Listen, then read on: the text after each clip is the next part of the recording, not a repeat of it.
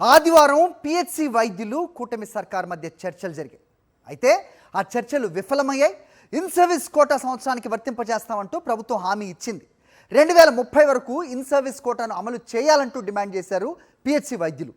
Notional ఇంక్రిమెంట్లపై ప్రభుత్వంతో మాట్లాడతామంటూ చెప్పారు అధికారులు. ట్రైబల్ అలవెన్స్ ఇవ్వటం కుదరదు అంటూ పిహెచ్సి వైద్యులకు తేల్చి చెప్పారు వైద్య ఆరోగ్య శాఖ అధికారులు. నోషనల్ ఇంక్రిమెంట్స్పై ఆర్థిక శాఖతో చర్చిస్తామన్నారు.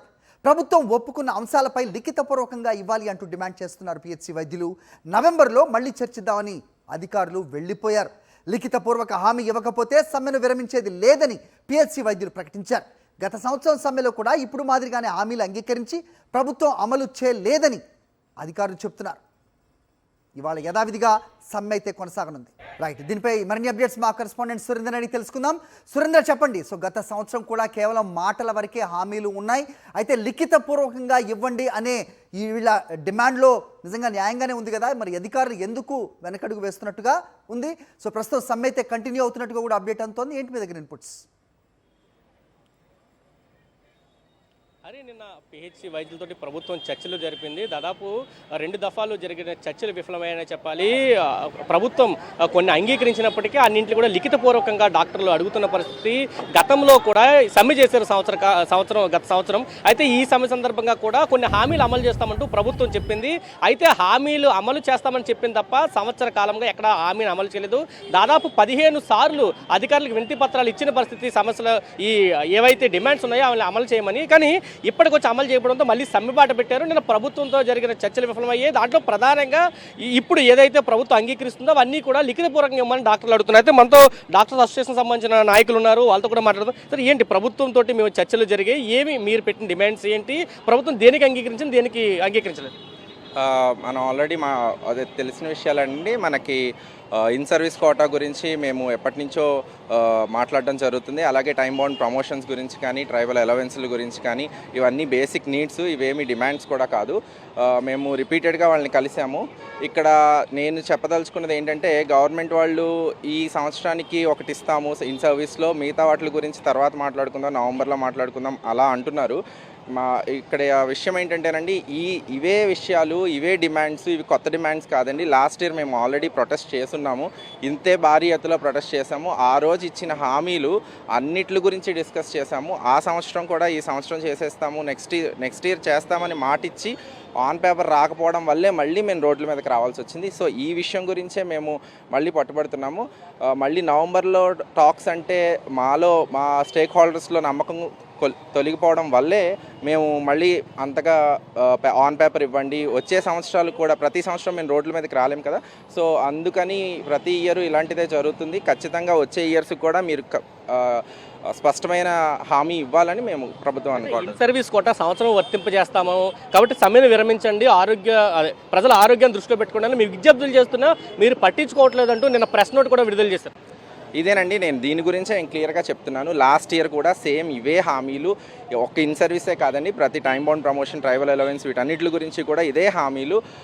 గవర్నమెంట్లో హైయర్ అఫీషియల్స్ అందరూ మాకు మాటిచ్చున్నారు. అప్పుడు ఎన్నో గంటలు మాకు చర్చలు జరిగాయి. వాళ్ళు ఇచ్చిన ప్రామిసెస్ జరిగిన తర్వాత కూడా మేము అసోసియేషన్ తరపు నుంచి ఏనాడు వదిలేయలేదు.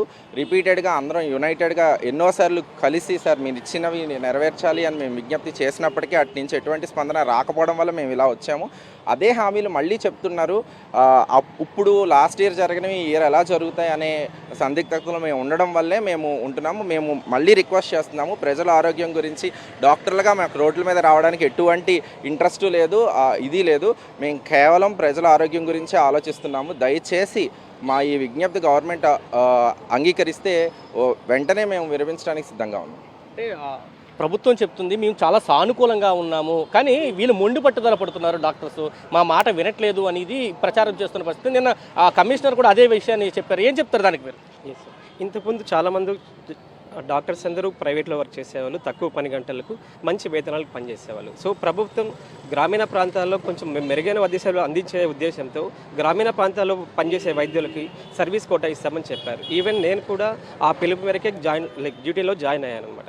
ఇక్కడ తక్కువ వేతనం, ఎక్కువ పని గంటలు, హెక్టిక్ వర్క్ ఎన్విరాన్మెంట్స్, బట్ అన్నీ తట్టుకొని కూడా మేము ఎందుకు వర్క్ చేస్తున్నామంటే కొంచెం చదువుకునే ఆపర్చునిటీ గవర్నమెంట్ ప్రొవైడ్ చేస్తుంది మా కష్టాన్ని గుర్తుపెట్టుకొని, అందుకోసం మేము జాయిన్ అయ్యాం. నేను సర్వీస్లో జాయిన్ అయ్యి 2 years అవుతుందండి. సో నెక్స్ట్ ఇయర్ 3 years అయిపోతే నాకు పీజీ రాసేకి ఎలిజిబిలిటీ వస్తుంది. సో ప్రభుత్వం పీజీ సీట్స్ మేము తగ్గిస్తాము నెక్స్ట్ ఇయర్ నుంచి దాని గురించి ఆలోచిస్తామంటే ఆపే ఉద్దేశంలో ఉందని అనుకుంటున్నాను. సో ఆపేస్తే మేము పీజీ చదువుకునే ఆపర్చునిటీ వస్తుందని దీన్ని అంతా తట్టుకొని వర్క్ చేస్తున్నాం. సో ఇప్పుడు దీని గురించి మళ్ళీ చర్చలకు పిలిచడం, మా డాక్టర్స్ సంప్రదింపు తప్పుకోకుండా పీజీ కోటాను తగ్గించడం అనేది డాక్టర్లు చేస్తున్న అన్యాయం. రెండోది ఏంటంటే ఈ అన్నింటికి అంగీకరిస్తున్నామని చెప్తున్న ప్రభుత్వం ఎందుకు లిఖిత పూర్వకం ఇవ్వట్లేదు అనుకుంటున్నారు మీరు? ఎందుకంటే అన్నింటికి మేము సానుకూలంగా ఉన్నాము, ఒప్పుకుంటున్నామని చెప్తున్నా, ఎందుకు ఆన్ రికార్డ్ ఇవ్వలేకపోతున్నారు?